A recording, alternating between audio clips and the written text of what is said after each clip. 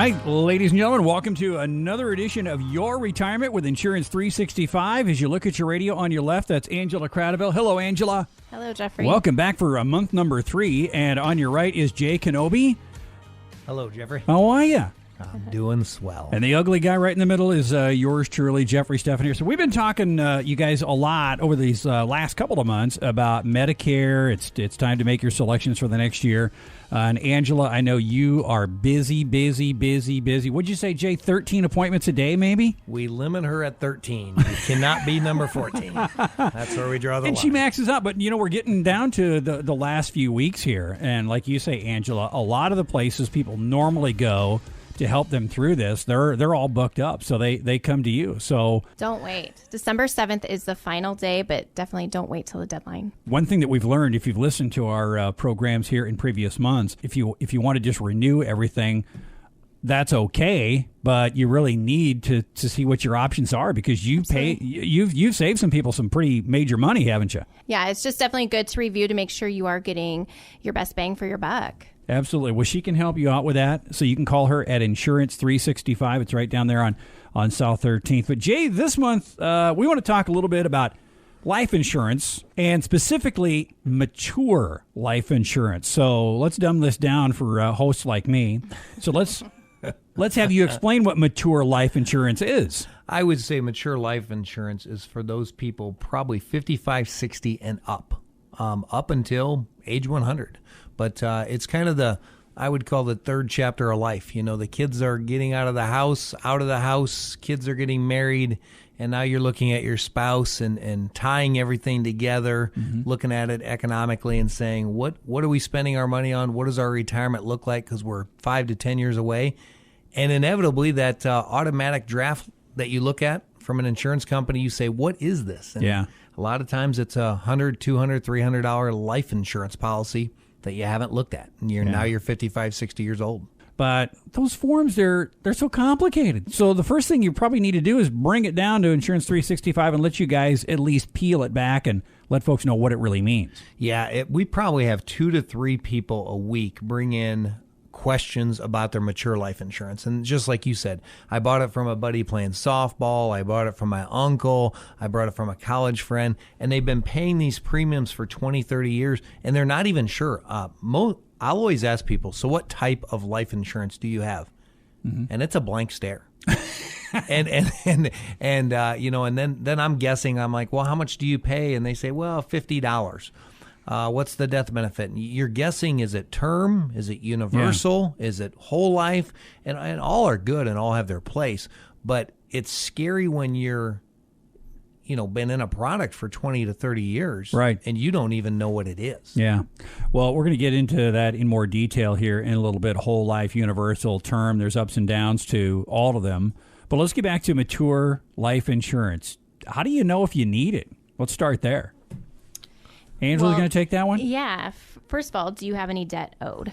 Do you have money you owe to other people that if you would pass away, you need to satisfy that? Mm-hmm. And then your second, do you want to create inheritance tax-free money for your beneficiaries? I suppose, Jay, if we still owe on the house, and I don't want to leave the house payment back for my spouse. I see that a lot where people will say, hey, I'm 62 years old and I still owe $30,000 or $50,000 on a house. And they say, you know what, I've lost some friends, and I just don't want to leave my spouse with that $50,000 balance. Boy. So, yeah, that's just a big one. The obvious one is right there. Sometimes it's vehicles. Sometimes it's miscellaneous debts. In business owners, sometimes it's just, hey, I have this business, and I have a line of credit, and I have a real estate building that I run my business out of. A real popular one anymore that really goes into planning is when Angela said, creating inheritance tax-free. Yeah. We've all had that one kid. There's always one kid that needed a little more adult financial help. Sure. Than your other kids. Right. Jeffrey, you have a few of those, right? I'm already starting to realize that really, really fast. Yeah. There's one sticks out. Some, some just cruise along, and then the others, it's like they get stuck in a few places here. Yeah. But you're right. You want to be equal to all of them, but sometimes one or two of them need help maybe a little sooner than you really wanted to give it to them. Yeah. Some people borrow money to their kids to start a business. Some people even borrow it to them for a divorce. And then the other kids are like, well, Dad gave this kid this much, and the same kid got this much, and a lot of help along the way. And then the parents go, you know what, you're right. I did help that one a lot more. So I would like to leave some inheritance to the other kids. And that's a good way of equality. Sometimes we see it with business, especially in farming. Maybe a son is coming back or a son-in-law is coming back. Yeah. And then what about those 2 or 3 other ones? Like the daughters. Yeah. And they say, hey, how come this is happening? And so life insurance, if you just sit down and talk about it, you have to remove yourself away. Life insurance is, I started selling life insurance when I was 19 years old, and it's a offensive subject. It can be offensive to people. And I have told hundreds of people, it's not for you. So let's just get above that. It's for people you love. Just stop thinking about you, because it's not about you. Yeah. Life insurance is not about you. It's helping the people left behind. Yeah, and it's a there's, I've had numerous times when I've spoke at the high schools and the colleges, and I tell people, it's the one product that I'm guaranteeing I'm going to come back. You're going to die. and it's also the product that I'm the most proud of at the time of a funeral or a wake. Yeah. I have a check in my pocket. Everybody else in that church has, ham and prayers, and those are all very important. Especially scalp potatoes. But life insurance is the one thing that I'm most proud of. When I deliver a check for $100,000 or $500,000 or $1 million, right? Imagine the impact and the gratitude that you receive for helping that mom or dad. That's never fun, that whole situation. But for you, for somebody who does this for a living, to be able to go say, all right, remember this talk that we had 15 years ago? Mm-hmm. Here you go. And it can lift a lot of burden. Oh, it's honestly, it's the best part of my job when there's a check with zeros at the end. Yeah. And it's on that. And remember, it's a tax-free thing. So inheritance, if planned correctly, life insurance can be part of a lot of people's plans. Some people leave it. Angela, you had a lady with how many grandkids? She had 8, and she wanted to leave $10,000 a piece to each of them. So what's the best way of doing it? Tax-free to them. It'd be life insurance. Mm-hmm. Life insurance. She made a small premium payment every year. That way she can gift them the $10,000 a piece. Wow, man. That's a wonderful grandma. I want to dig a little deeper, Jay, on something else that you were talking about as far as the farm. I want to get into the weeds with that a little bit here too, because that's a hot subject. Moving that wealth from one generation to the next and making that generational switch over. It's difficult for farmers to do that. But how do you do that in a fair and equitable manner? Let's say you do have 5 kids. You have 2 boys and you get 3 girls. The girls aren't really interested in working on the farm. They had enough of that growing up. It's like, I want to marry a doctor and move off somewhere else. But the boys... A rich radio guy. Yeah, rich radio guy. Yeah. But the boys want to stay and they want to work. They want to work the farm. How do you make that work out to where the boys don't get everything and yet the girls get something out of the deal? Well, I use the word leverage. If you have tax-free life insurance, you can leverage a lot of things. Let's look at it from the boys' perspective. Let's say the life policy is even bought by the boys on dad, and the money comes back to the boys. Now the boys have the leverage because they have cash in hand to buy out the sisters at a very fair. The sisters don't feel bad about it because the boys have the money, the boys receive tax-free money, and they basically prepaid on the land. So now in that situation, everybody's pretty happy. Yeah. Because if they need to borrow money from the bank because maybe they didn't buy enough life insurance, look at, again, the leverage. So if a farmer comes in and says to his banker or his loan officer, he says, well, I have $300,000 from a life policy. I'm trying to buy my sisters out for $2 million, but I have $300,000 down. It's a good start. That's a heck of a start. Darn right it is. That is a really good start. And then you also take the other side. Let's say mom and dad left the life insurance proceeds instead to the girls. Well, now all of a sudden the girls, Thanksgiving is not salty turkey anymore. It's they still get along with their brothers. Yeah. Because yes, the brother may have been given a house. Maybe the brother was given land, but this sister over here got 300 or 400 or 500,000. So she's like, I'm still going to get along. It's when you have money at the table. Yeah. It just makes things a little easier. Yeah. Yeah, it is. And it really is a tough situation, and everybody thinks, well, when it comes, we'll all work it out. And yeah, they don't. Yeah, and it doesn't. It never works that way. I always here. say it works with the kids. It doesn't work with the in-laws. Mm-hmm. If you sat your 3 kids down, it'd probably be okay. But you sit down 3 plus 3 and you've got in-law. That's even tougher too. Yeah, when the son-in-law wants to come back and farm too, and so just a good discussion long before that ever happens is probably worth your time. This is Your Retirement with Insurance 365. Angela Cradaville is with us, and Jay Kenobi. When we come back here in the second half of the show, we're going to still talk about mature life insurance, but we're going to talk about various types of life insurance, whole life, universal, term. The goods and the bads of both. So hang on, we're coming back on Your Retirement Insurance 365 on News Talk WJEG. Back with Your Retirement with Insurance 365. Jay Kenobi and Angela Cradaville are guests. Let's talk about getting that annual insurance statement that you get in the mail every year, and you look at it and you go, I'm not even sure if the guy who sold me this is still alive, right, Jay? Oh, we get that one a lot. Funny, but we do get that, right? right? We get that a lot. And 9 out of 10 people that get in the life insurance business don't make it. Now think about it. 9 out of 10 don't make it. Yeah. So the chance that your guy or gal is still in it is 10%. I think this underscores really the need or the necessity or maybe the peace of mind that you get if you do business with people who have been doing this for a while and established businesses like Insurance 365. Absolutely. And knowing your product, and really, here's something that we need to hit on. Knowing your beneficiary. I mean, I had a lady last year that husband died early in his 50s and had the wrong beneficiary. And to this day... It wasn't the previous wife, was it? No. I have had that conversation. Yes. And I'm proud to say these have not been my customers, but people that come to me and say, what can I do?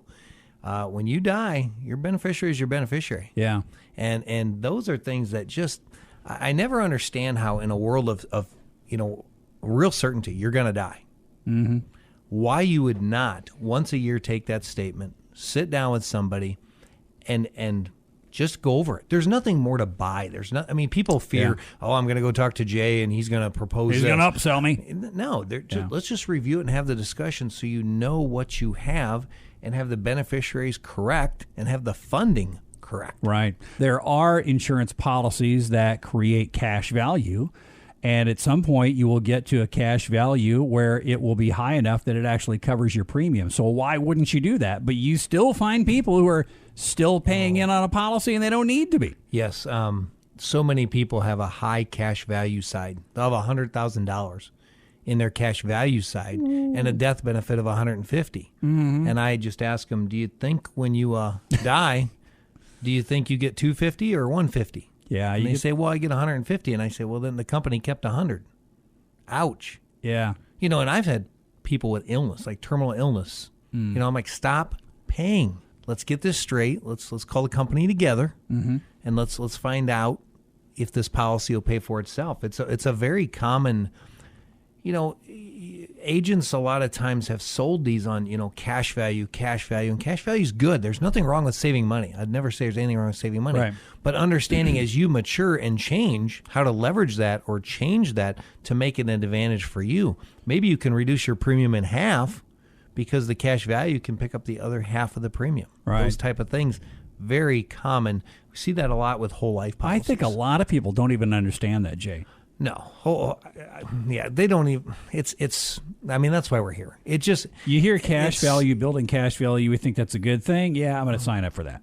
Yeah. But and you have to remember, agents work on commission. Mm-hmm. Okay, so the higher the monthly contribution, right, the higher the commission. Mm-hmm. And the problem people don't understand out there is agents by companies get paid very heavy the first year, not so much thereafter. Yeah. And that's why the Omaha agent from out of town comes in and sells you that policy. And I was in a house just last week. 1995. And they said, we haven't seen an agent since. Mm-hmm. And I look, and the business card's out of a big town about 120 miles from here. And I'm like, did you expect him to come back? Yeah. Yeah. And you know, you just see things like that. You see high premiums in the first year. That's another trick. Pay high premium. If that agent got 40% of a high premium. Yeah, that's why he wanted you to do that. Yeah, and then every year after it was like a third of that. You know, so you have to bring these statements in and just say, just go through them and tell me what I did right, what I did wrong. Sometimes 40% of the time I sit down with people and say there's nothing to do, and they like that. They walk out and go, whew. Yeah. Okay, someone objectively looked at this and said, pat on the back, good job, and away you go. That makes you feel good. It's not like everybody comes into me and I say, this is wrong and that's wrong. That's not true. No. But about 40% of the time I say, you know what, you're in good shape. Let's walk through various types of insurance. Angela, you want to take this? Let's start with whole life. What do we need to know about whole life? I'll take the whole life one. Okay. What you need to understand about the whole life is what is your objective in the savings side. Obviously, it's a product that does not give you as much death benefit per dollar. Mm-hmm. So you need to really be aware that that's a product I'm purchasing for because I wanted the cash value. Typically, what I see is people without traditional IRAs, Roth IRAs, mutual funds, financial planning. Those are typical your whole life type buyers. Yep. Okay. All right. Universal life. Yeah, I'll take that one. So universal life it's a term policy that is a permanent policy. So it'll run for the rest of your life. But what people need to understand when you buy that, that doesn't mean that's what your rate is for the rest of your life. You need to read your annual statements because inside a universal life is a built-in term policy that the premium does go up every year for the cost of your insurance. And so the cash value in your policy, so you make your premium, and then if you are not making enough of a premium for your cost of insurance, it's taking from the cash value inside of your policy. Oh, okay. All right. So sometimes we see policies where insureds are making a lesser payment and it's draining the policy. So your policy can run dry, meaning it's going to lapse. You need to start putting more money into the policy. Yikes. So that's where we come in and help. Again, a great idea to just take a look at it and really understand what you bought in the first place, you know? Yep. Well, I like the guy, and he was really good, and I know he wasn't going to mislead me, and you know how that all works here. But, okay, and then term insurance. Term insurance, the big challenge is to stay on top of it when it's going to go away. A lot of times I see this between like 64 and 74. You know, and I look at the contract, I say, okay, do you understand, Jeffrey? This runs out at 71. Yeah. And you might be 63 and say, okay, I have 8 years left. Mm-hmm. Yes. So do you want to just ride this out in 8 years and then your life insurance is gone? And can you and your wife live without life insurance? And you might say, yeah, I think we can. We're going to have the house paid for in 8 years. Our 401ks are going to be good. We're working on that. So Jay, I'm okay. Let's just keep it in place. Some people say, well, I always planned on leaving my wife at least $100,000. Okay. Well, then we have to say, okay, was that a convertible policy? Because maybe now you're diabetic. Maybe now you have a DUI on your record. Maybe now you've been seeing a shrink for mental issues. Maybe you have cholesterol. Maybe you have a family history. So we have to say, you know, you're in a term policy. Do we need to go out here and look at a permanent policy because that's what you want? That might be yes. And in addition, are you insurable? That's a big thing. Are you insurable? Because now you're 63. And so term life insurance, you have to sit down and really just work with someone like Angela and I and just get the facts of, do I need it when this term is over, or should I do something now? And there's so many other things that we haven't even touched on, like annual renewable term, return of premium term, variable life. There's just so many out there. And when and you said it best, you know, the guy showed up and he was really nice. Yeah. And he coached my kid in soccer too. You know, okay. But that was 20 years ago when he was coaching your kid in soccer. And now, and there's no bad companies, there's no bad products. What's lacking in life insurance is an understanding. These products all can work. They all do. Well, the Department of Insurance wouldn't allow people to sell them and distribute them. Yeah. But for people not to know how their life insurance works, when you're 100% going to use it, that's I mean, some people say, "Oh, I don't understand car insurance." Okay, well, don't have an accident, and some people never do. Yeah.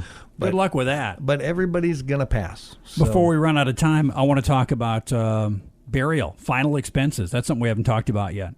Yeah, the truth of this is you see a lot of advertisements, you see a lot of promotions, and it's a lot of different people saying, okay, come in and get this for $8.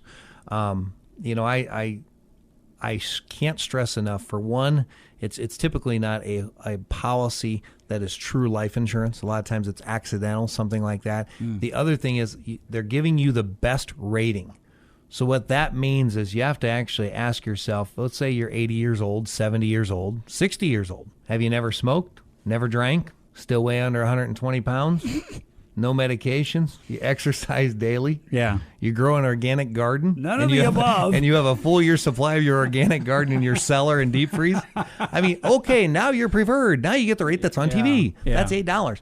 Wow. It's just time and time I've had these conversations, and they're like, well, I'm a little heavy, and, I could do a little better here. And I'm like, okay, then you're this category. Someone needs to tell you the truth. Right. That's just a quote on TV. They're gonna try to lure you in. It's with in this the fancy fine print. If you ever see those commercials on TV, look at the really fine print at the bottom of the screen that you couldn't read with your bifocals on right up next to the screen anyway, but it's there. It's there. And a final expense policy, some people call it a funeral trust, a final expense, a burial policy. Jeffrey, what's that for? What's that? Typically what Angela and I hear is, hey, I just don't want to leave the kids with this $10,000 bill. I know I have it in my CDs. I know I have it in my savings account, but I want to know it's taken care of. I took care of it.